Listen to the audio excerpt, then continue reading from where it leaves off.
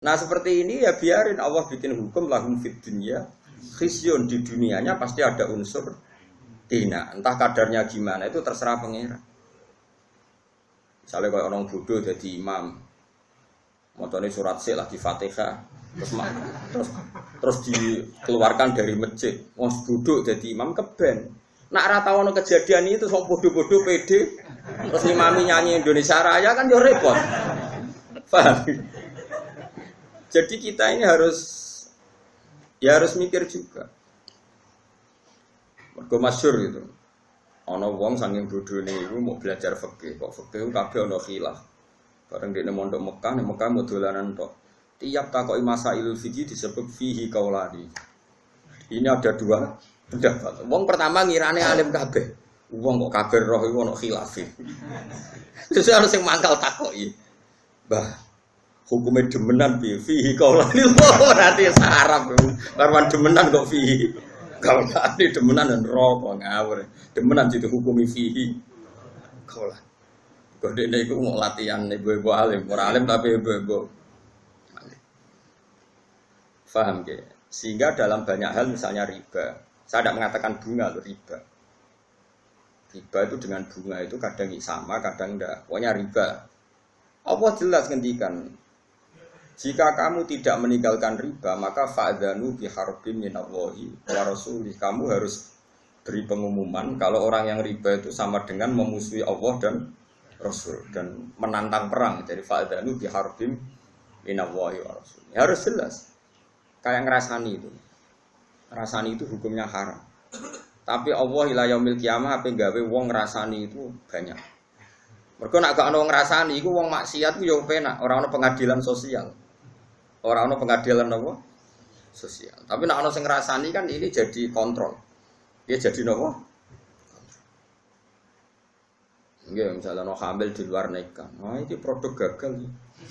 Wah, kena apa rabi ke susu? Lah kena kan akhirnya satu keluarga malu, terus mereka yang belum kena di komitmen jangan kena supaya tidak malu di depan masyarakat.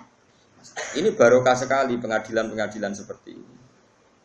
Nah, untuk yang kiai, yang imam masjid, sing kecelok khusyuk, tokoh masyarakat, mereka itu gelar tokoh rujukan. Ya kudu ibu-ibu cangkem apik. Sing ibu-ibu tapi kejo tenanan. Kamu harus tetap membiarkan cangkem-cangkem elek ini berkeliaran karena ini pengontrol, apa? Tapi kowe wong kiai kecelok serbana nak Jumatan minyakan terus. Kan yo ora pantes melok cangkem elek. Sebebo khusyuk, sebebo anteng. Tapi kayak kudu dukung no. Pergerakan cangkem napa? Elek. Jadi ki trik jadi kiai alim paham ya. Engko yo kayak ibu-ibu napa? Ibu-ibu kaya kula. Pokoke sementing pokoke kaya kula nanti kudu anut. Lha pancen ngoten. Kula wingi termasuk matur teng aswaja teng tayu matur ngoten. Rasulullah itu unik, figur yang unik. Misalnya begini. Mustafa kok mati ngombe Mustafa era pantes ya. Apa? Zaid gak pantes. Zaid itu sing saleh ya akeh padha wae. Pokoknya ana wong mati mergo oplosan. Nah, elek mati ini mergo oplosan. Kulo nate ngalami. Mati mergo ngombe oplosan. Kadang-kadang nunggu ya soleh, kadang bae soleh malah majelis taklim. Putune kurang ajar, ngombe oplosan mati. Mati tenan. Mati ra urip niku. Walhasil rame. Piye jelas matine ku oplosan. Wong seksine ada dan komunitas grupnya ada, ono sing setengah mati, ono sing mati tenan. Ya terus kemudian ada yang tanya saya, Gus, kampung saya ngalami seperti itu, saya ini kiainya di situ. Sebaiknya saya nyolati apa enggak? Tak takoki, kita termasuk kitab tak di situ. Paling top, Gus. Maksudnya kata orang-orang saya ini kiai induknya. Segini ae, sapan-sapan ning kono utawa wong petani biasa iki kon salat wis 5 ta 6 go syarat. Sing kowe mbok ora salat. Ya sing kowe mbok ora salat. Ayo iki kitab napa? Begini logikanya begini, ini rumah tenan, awas nak salah rokok. Janazatu muslim. Loh ini saya ngomong di depan para kiai. Ini penting saya aturkan, bukan karena saya sombong. Ciri khas kebenaran fikih adalah diomongkan di depan banyak. Kemudian dikontrol ahlul ilm. Kalau ahli ilm nanti tawatur setuju ini biar jadi hukum konsensus. Kalau enggak, biar dibatalkan. Bahwa Gus Bak kemarin sesat menyesatkan, biar dibatalkan oleh kiai-kiai itu. Paham ya? Makanya statementnya orang alim harus di depan para orang alim. Enggak boleh hanya diomongkan santrinya saja. Nanti kalau salah, kan santrinya enggak berani. Makanya saya itu malah pede. Kalau saya malah kebalikan. Saya tuh kalau matur di depan kiai-kiai kajian, misalnya ada acara muda, kiai kajian rawuh semua, saya malah pede. Pikiran saya anak salah, saya kontrol. Aku rapede malah mulang di sini. Mergo salah yo ora konangan, bener yo. Ora entuk penghargaan, dadi dianggap. Jadi biasa ya. Ya, tapi kan ibadah ya, ngulangin ibadah. Begini logikanya. Ini kalau matur bolak-balik. Saya ngaji di mana-mana matur ini. Komunitas gendo atau orang fasik atau pemabuk itu kalau kita tidak datang, kita maknanya orang soleh atau orang yang sedang soleh pokoknya apik. Mereka kan nanti takutnya punya kefiah baru. Nak koncone minum mati kok digolekno whisky ya, kowe dhisik tuku kelarem tuku Petrus, apa Petrus saiki kenangan ke mati tak ubeni whisky. Engko pas mati agar digelundungno. Dengan orang-orang soleh tetap datang, setidaknya kefiah Islamiyah ini terjaga. Ya didusi, dikafani, disolat. Si piye-piye iki janazah muslim, janazahnya orang Islam. Ini saya ngomong di depan para kiai, sehingga tradisi Islam terjaga. Wes kowe gelol lah mbek sing mayit. Tapi piye-piye kita itu khawatir ada tradisi tandingan, yaitu kalau kita tidak datang kemudian dikelola ala orang fasik. Dikopiok mbek arak atau digelundungno. Gemine cekinan, remi, repot. Wes cara kula, wes sak tahlil bid'ah lah, kan gremeng tahlil lah. Anggap ae ini penolak ceki, wes. Wes kan gremeng lah, wes gak ono hadis sunah Rasulullah. Wong zaman Nabi ben tahlili sapa, Nabi jelas warga mbok tahlili nyak wong. Karo jene zaman iku ora ono mudin ngundang sapa. Tapi kira usah yakin nak tahlil itu ono tuntunan. Kayak golek hadis sokeh gawe-gawe tahlil kok ono hadise sokeh. Wis biasa ono nang telakon. Awal takok itu yang, Gus, Anda ini orang alim. Sing takok nggih rodok sunah Rasul. Kenapa datang di acara tahlil padahal tidak ada hadisnya? Padha cangkem elek kowe ora ono hadise. Padha ora ono hadise geger. Enggak ada Nabi ngajari cangkem elek. Berarti sama-sama. Sama-sama ra jelas sampeyan. Serawanin Rasulullah. Nah ini saya ulang lagi, ini rumah tenang ya.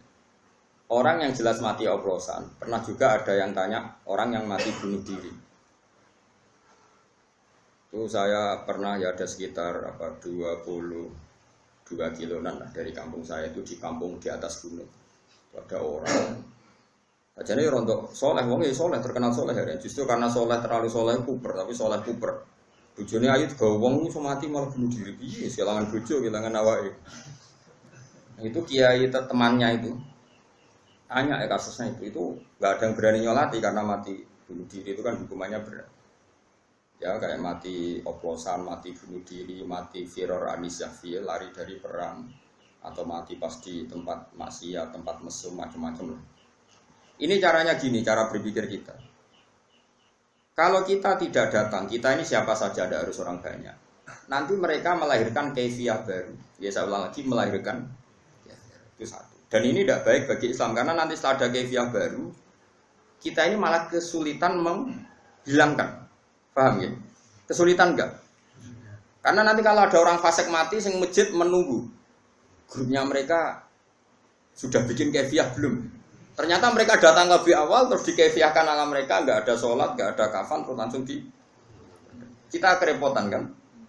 Mendingan kita datang. Dan alhamdulillah tadi saya contohkan rata-rata mbahnya itu ya orang soleh atau keluarganya atau RT-nya. Sehingga karena mereka soleh ini kayak sepakat masih fasik lah diperlakukan sebagai janazah itu muslim. Kadang baik nangis-nangis ning kiai putu kula Gus, putu kula yai jenengan dongakno di sepuro njen kelakuane pun ngoten macam-macam. Nah, dalam tradisi Rasulullah dulu ketika Abdul bin Ubay mati karena anaknya santri, nyatanya Rasulullah datang karena menghormati keluarga. Ada roh nak kelakuane Abdul bin Ubay itu kayak seperti itu. Anggap saja kamu menghormati keluarga. Dua, menghormati kaifiyah Islamiyah, yaitu kaifiyah Islam yang tadi. Karena kalau ada kaifiah baru kamu yang repot. Lu kalau nanti ngelakoni lu ini nyata. Di kampung sebelah saya itu terkenal wongnya itu tukang nanggap dangdut. Dangdut semblodor-blodor semacam-macam. Nah itu orangnya itu kultus sama saya. Tapi ya kultusnya wong abang kan. Gus, sesuk anak kula nikah. Jenengan sing akad to. Yo jam 9 Mungkin ngapun tenan jam 2 wonten dangdutan. Lah terus piye? Jenengan teko sing akad mari yo. Ya tenang ya. Wah itu termasuk sisi kontroversi saya karena orang-orang itu. Iya Gus Mas, karena wongnya maksiat dia kan kok gelem teko. Makanya saya ini diuntungkan terkenal ngalim. Wong kan sungkan mau gremeng tok ora wani, dadi penting terkenal alim penting. Paling gak wong nyoalim apa gremeng ngono. Karena pikiran kita sederhana, kalau kefiatun nikah orang alim tidak mau datang, lalu mereka kalau bikin kefiah baru juga kita kesulitan. Setidaknya dengan mereka masih butuh orang alim, ada kefiah sing mujma' alaih, yaitu cara mati mayit. Oplosan lah ya didusi, dikafani, disolati, dipendem. Saya sebut satu-satu ya, didusi, dikafani, disolati, dipendem. Kefiah nikah ya dinekahno waline atau wakile dengan 2 saksi. Wes. Sekarang kalau kita tidak datang, lalu mereka bikin kefiah. Makanya saya anggap kita datang ini fardu kifayah. Datang saja. Nah, tapi jangan kitopnya. Nanti kalau kitopnya datang semua, punya pikiran begini semua, lalu bedanya yang sholah be fasik. Sing mati oplosan sing teko yo akeh, sing imami misale PBNU, BP Muhammadiyah. Engko sing mati wong soleh karena tokoh sing teko yo. Terus famal farku bena, napa bena kan ya lucu. Makanya ini uniknya Rasulullah, ada seorang fasik karena punya utang gak nyaur. Nabi datang. Nabi tanya, apakah mayit ini punya utang? Ya ya Rasulullah. Nabi langsung balik kanan, nggak mau nyolati. Saya tidak mau nyolati orang yang punya utang. Nanti kayak bejo orang menangi Nabi.